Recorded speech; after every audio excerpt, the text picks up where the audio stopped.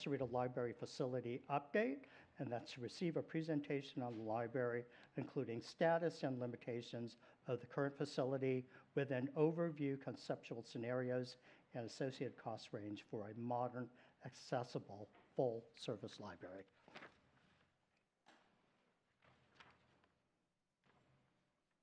And we go to Will Provost. Good evening. Just give us a moment to get the presentation up. Okay.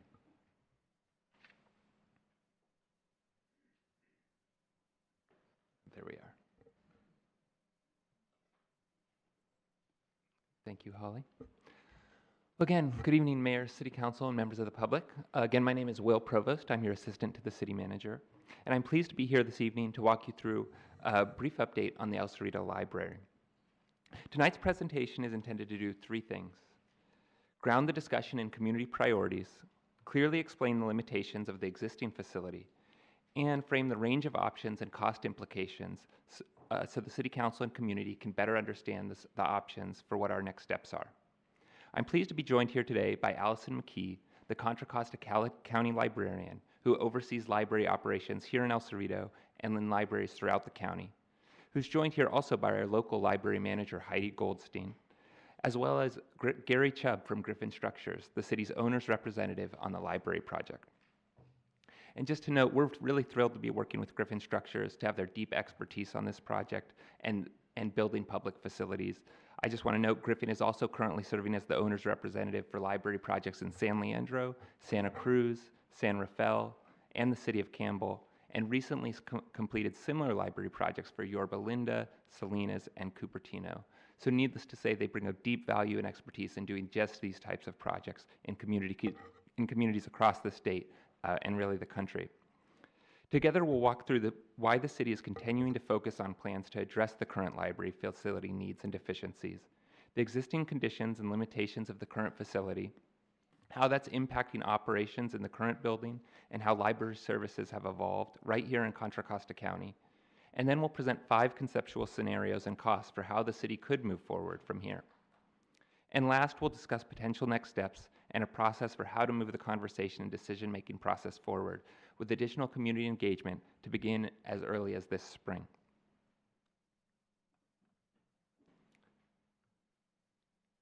So the city has been following direction from council and a repeated desire from the community to invest in a new El Cerrito library for more than 20 years. Like everything, after 20 years, the condition of the library has only continued to deteriorate, and size remains a core constraint on what services are able to be offered. In 2006, the city completed a library needs assessment with substantial community input, and that was updated again in 2014, looking at the current facility and best practices for libraries built today.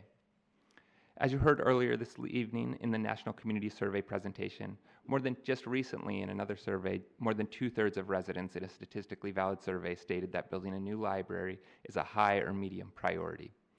And of course, staff is working at the direction of the City Council, including by way of the most recently adopted strategic plan, which includes prioritizing building a new library. So it's clear that there's community support and council direction, but why does this matter now? Because the existing conditions at the library do not meet the space, accessibility, or service expectations of today's users, and continued reinvestment in the current building would not solve the fundamental issues related to size and outdated systems. Most important for this conversation is that without investment in an updated facility, even if it was at the current location, the city risks increasing operating challenges, escalating costs to ultimately build a new library, and service reductions or even disruptions in the future. So in short, there's no status quo option. But we hope that the conceptual scenarios at the end of the presentation will provide an overview of potential directions the city could go in to address the current needs. I'll hand this off to Gary on the Griffin team to walk through what they've found since they've started working with us as our owner's representative, but we'll be back at the end to talk more about next steps. Thanks, Gary. Thank you so much, Mayor and members of City Council. My name is Gary Chubb with Griffin Structures. I was going to be there in person tonight, but the sinus infection, chest infection fairy swept me off my feet this weekend, and I thought I'd keep everybody safe from having what I have. So with that being said, existing library key facts. First library established in 1913. As most people know, the current building is constructed in 1949 and expanded, remodeled in 1960. Existing size is 6,500 square feet. Building is significantly undersized with system and accessibility deficiencies that we'll talk about next. Next slide. As everybody knows, the Contra Costa County is in partnership with the city. County provides operations, staffing, collections, and so forth. With this existing facility, the city ownership and upkeep, utilities, landscaping, furniture, shelving, things like that. So that partnership is in place today. Next slide. Okay, the facility condition assessment. That's what we call in the industry of going into an existing building and sort of assessing what needs to maintain, be replaced, what code standards need to be upgraded, things like that. In your existing facility, there are current ADA standards that are not being met. There are some structural and building system deficiencies because of the age of the building. And then obviously the lack of space that affects the operations. So at 6,500 square feet and the age of the building, there are challenges to reuse this today. Next slide. The size deficit. Again, the existing library is 6,500 square feet. Your peers in the Bay Area, based on your population size, today's are delivering facilities or operating facilities ranging from 18,000 to 25,000 square feet. With the existing building, as mentioned earlier, with the ADA upgrades and other deficiencies, you'll still be roughly 10 to 15% lower. And then the current footprint cannot support the modern services. So there is a need to address this, the existing building. Next slide. This is a good graph. So what this is, you'll see the green bar, which is your facility. These are other neighboring cities in the Bay Area that size their buildings based on population. The 2020 census for El Cerrito was almost 26,000 people. There's a ratio and a metric used in the industry called square foot of building per capita. So at the very bottom of this slide, you'll see you're at 6,500 square feet today, and that's a very small facility within the ranges of what's going on in the marketplace and around you based on population and square foot of size. So 20,000 square foot is what we landed on as a minimum requirement for a new facility. Next slide. Yeah, what a modern library provides. You know, it's dedicated to adult, children's, and teen spaces, flexible community and meeting rooms, technology-enabled study and collaboration areas, maker and learning spaces, quiet retreat and focused study zones, and full accessibility and flexible layouts. So that's a recap of your current facility. I'll transition to I believe Allison to talk about the next slides. Yeah, okay. Good evening, council members. Nice to see you all again. Happy to be here. In 2024, Contra Costa County Library created design standards to assist our city partners who are thinking of doing remodels, renovations, or rebuilds. And excuse me, these design standards aren't meant as requirements, but as a starting point for a conversation. And they're really meant to encapsulate what we have found to be best practices for our facilities to best serve our communities, and also ways to create the most flexible spaces and designs that will last a very long time, so that our city partners get the most value out of the dollars that they spend on any facility projects. So based on these design standards, we'll start with our children's area. Ideally, the children's areas should be a separate room acoustically separate from the rest of the library. Children tend to not quite know how to modulate their voices, and that's fine. It's developmentally appropriate. These children's spaces should also have separate family restrooms for safety and convenience for parents. They should have their own computers and a variety of seating to accommodate different areas. And I'm going to turn it over to Heidi so she can talk about the children's area at the El Cerrito Library. Hi, everybody. So what we have basically overall at the El Cerrito Library is one big room, and we're not separated. There aren't separations in anything, really. And so we don't have family bathroom. We have one family bathroom that is also the staff bathroom, the ADA bathroom, and the agender bathroom, one bathroom. And we don't have any kind of audio acoustic separation as far as the children's section goes. So then, and I should note that these are photos of some of the newer libraries in Contra Costa County Library. So this photo is of the San Ramon Library teen area, and the teen area should also be acoustically separate from the rest of the library. And at the same time, it really should be within the line of sight of the staff areas. It should also be identifiable design-wise and stylistically as its own space to discourage use of adults when teens are there. And also it should be separate from the children's area so that the teens aren't discouraged from using it. Let's see, the furniture should be easily movable so the teens themselves can adjust the area to their own use and liking. And it should have computers and laptops in the room for the teens to use.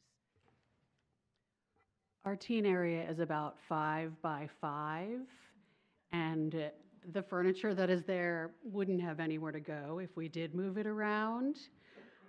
Again, one big room and no acoustic separation of any kind, and no computers in the teen area. Here's a photo of the San Pablo Library, the reading area. And so there still should be areas dedicated in a library to reading and lounging. And sometimes this area is called the community living room. It's usually close to the staff service desk, so that community living area is less disruptive in other areas of the library. We do have a community living area in our one big room. However, it is the darkest part of the library. It's not a good place for reading. And it is part of one big room. Here's another photo of the San Pablo Library. This is the community room. And libraries really need a separate space for large events that are put on by library staff, but also large events that community members themselves might want to use that room for. And most of our libraries have these separate large community rooms that can be used when the library is closed by the community. I did a count today, 19 of our 26 branches have these types of community rooms that are available to the public when the library is not open. That'll be 21 after the Oakley and the Bay Point Library are open.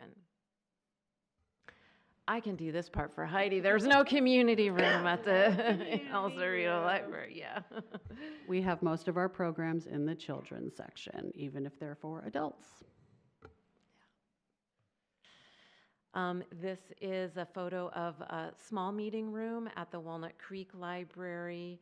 And these small meeting rooms or study rooms are incredibly popular in all of the libraries that have them. We currently have 10 libraries that have some sort of study room or small meeting rooms. These spaces allow for private meetings. You can think a member of your community needing to meet with some sort of caseworker, tutoring, homework help, group projects for students, places for remote workers to participate in online meetings. All together now. One big room. Yeah. No meeting rooms. Here's, we already talked about the children's area. This is also a photo of the children's area in the Walnut Creek Library. This is what we call marketplace area. This is at the newish Brentwood Library. And this marketplace area is where the new releases, the bestsellers are featured. It's a place where folks can do quick browsing on our most popular materials. Oftentimes, this is also where the holds are for community members to pick up items that they've requested. It's typically located near the front entrance and close to the staff service desk and self-checkout machines for ease and convenience for the public. We do have this, but it is partially in the very dark living room. This is a photo of the makerspace in the Pleasant Hill Library. This is the newest library in our fleet of libraries. Makerspaces aren't in our design standards, but we added this here because they are increasingly popular in libraries across the country and even in the county. We have, in addition to this makerspace, there's one at the Brentwood Library, and there is one planned for the new Bay Point Library. The maker spaces are for active hands-on learning. They often include things like options for sewing machines and sewing classes, 3D printing classes, laser cutting classes, Legos, sometimes even cooking classes, and all kinds of other hands-on activities and classes for all ages. We just kind of have to shove all that stuff everywhere else. And sometimes outside. Sometimes outside, yes. Yeah. This is the Pleasant Hill Library's marketplace area. They call it the Explore Zone, so you can see it's close to the self-checkout machines on the right-hand side. You can see the staff desk there, and these are all the bestsellers that folks really want to see when they first walk in the library. Silent areas in the library, although our libraries are really very active community centers, it's still critical that we provide these silent areas for members of the public who are studying, perhaps working remotely, or maybe they just want a place to relax in silence. And so for that reason, we do recommend that all of our libraries have these separate areas for silence. Sometimes they're just nooks, like here in the Walnut Creek Library, and in the Pleasant Hill Library, it's actually a separate room with the doors that close, and silence is required in both of these areas. And I do believe that's the last. Oh, and you're right, no silence. It's really not. Actually, in our adult section, we have cordoned off some of the tables, so there is a silent area at those tables from 10 to 2. Okay, great. Because we're scrappy. Yes, they do a lot with very little.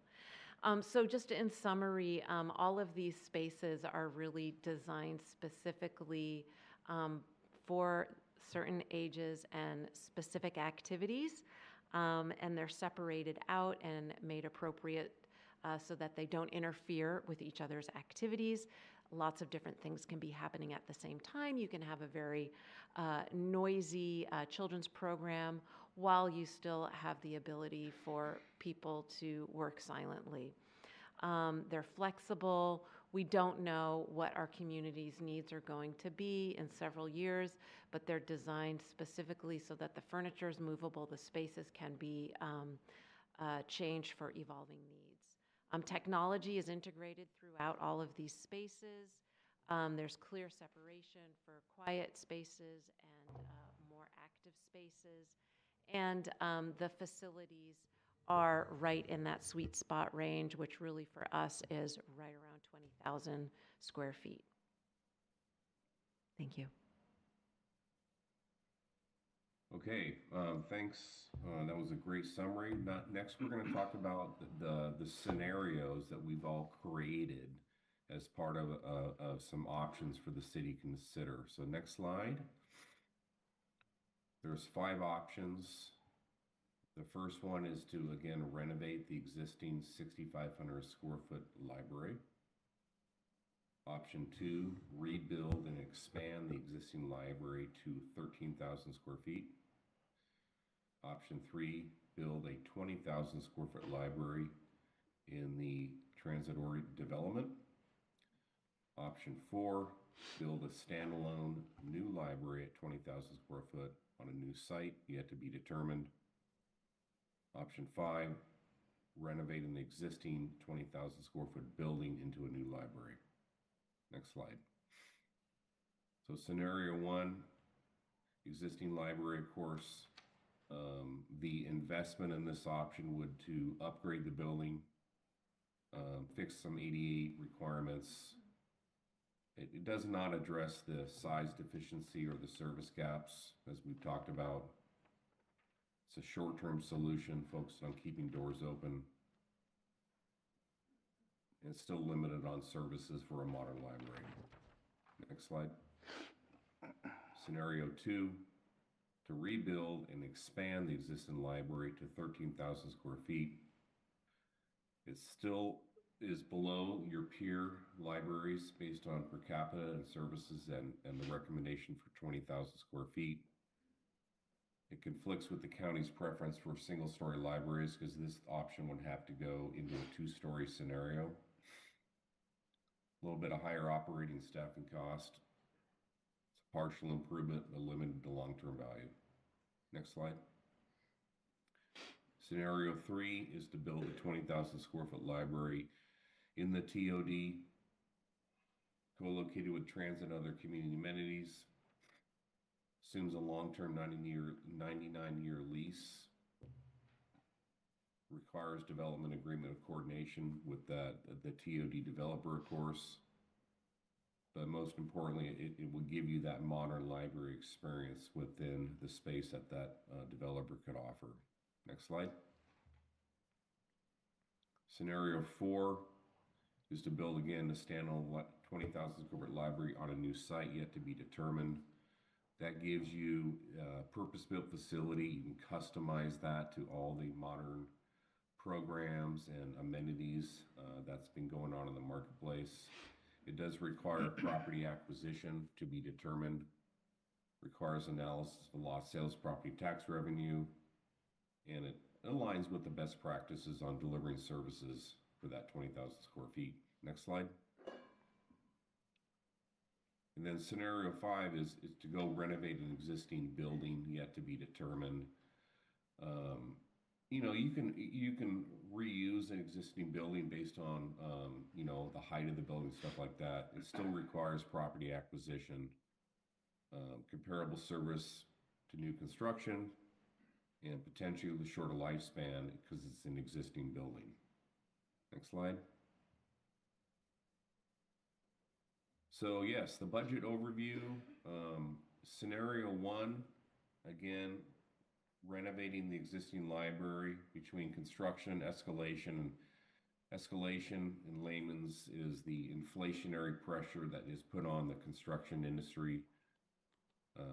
And that combines cost of labor, cost of material increases, and cost of the market in itself. So that's kind of a factor that we use based on, and it's driven by time. So obviously scenario 1 is much less. Soft costs or anything from design and testing, inspection, things like that. Contingencies we always carry. So at the end of the day, for a little over $10 million, you're still in your existing building, but it's very insufficient on size and what it can deliver.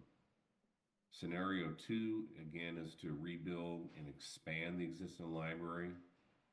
That has, again, construction costs, escalation, soft costs, some contingencies. The reason that appears much higher is that, based on parking ratios for libraries and based on the footprint of that existing site, you might have to build a parking structure to get the library parked. And going to 13,000 square foot, you're going to be out of real estate to do all surface parking. You're going to have to do some form of structured parking. That's what that red item is.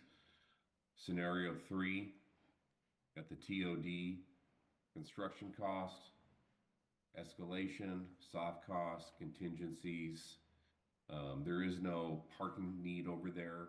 There's no parking structure. That is a total of a little over 37 million. Scenario 4, build a standalone library at a new site. Again, you have similar construction costs for a new building. That requires probably one of the longest durations of the cycle, so the escalation is higher. Soft cost or formulaic, you still have contingencies. You still have a parking need based on what site you would choose to do that and what your zoning code is for parking. That could require a parking structure, which we've accounted for, and still you have to do acquisition cost. And finally, scenario 5, renovate the existing library in 20,000 square foot. That is based on buying an existing building that would be suitable for library services, acquisition costs, and things like that. All of these, everybody, are obviously rough order magnitudes, conceptual thoughts, conceptual approaches to get the council and everybody, you know, understanding what these options are today. Next slide. The investment needed, you know, options are, of course, the 10 million. Keep your existing library operational, but again, you're going to be having that building at that size, that lack of space for the next cycle. The other option, of course, is to come up with a range of cost and investment, whether it's the TOD site, whether it's a brand new site. Now you're talking about modernizing your services, being up at the size of other libraries, delivering the services the community expects and under best practices. Next slide. Great. That's what. Yeah, thank you so much, Gary, and I can take over here. But so, in short, to wrap up here, as you heard, to keep the El Cerrito Library operational well into the 21st century, basically investment is needed. At the low end, the city would need to identify about $10 million to renovate the existing library space. As you know from our general fund reports that we do regularly, the city has built up more than $20 million in reserves, but much of that savings is for a true emergency and to ensure we're meeting financial best practices. So in other words, based on our projections, there really doesn't appear to be room to use existing reserves or to take out debt even for the $10 million option. There have been grants available in the past, looking at the second bullet here, but unfortunately, they often have substantial match requirements, and El Cerrito also hasn't been included as eligible often because we're not a disadvantaged community. Importantly, we're not aware of any grants at the moment that would fund the library project that we have in mind here in El Cerrito. And so last, that leaves the option of new revenue. Based on our general fund projections, it's staff's recommendation that really the only way to proceed with one of the options included here is to identify new revenue for the capital investments that are outlined. So next steps. So we'll continue certainly to work with Griffin Structures to refine these scenarios and cost estimates.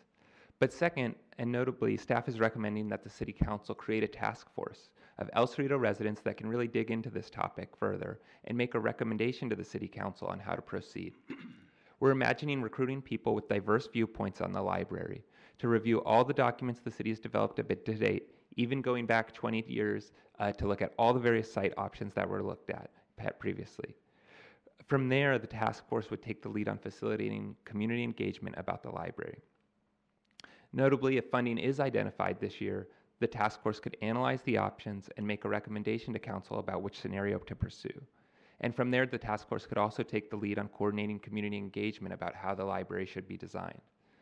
On the other hand, if funding is not identified this year, the task force could work with staff and the City Council to plan for interim investments to keep the library open and maintain current operations in the coming years. And so that really concludes our presentation, but I'm here to answer questions, as is Allison McKee, Gary Chubb, Karen Pincus, and the Community Development Director, Melanie Mintz. So thank you. Okay, thank you very much for this presentation. We'll bring it back here.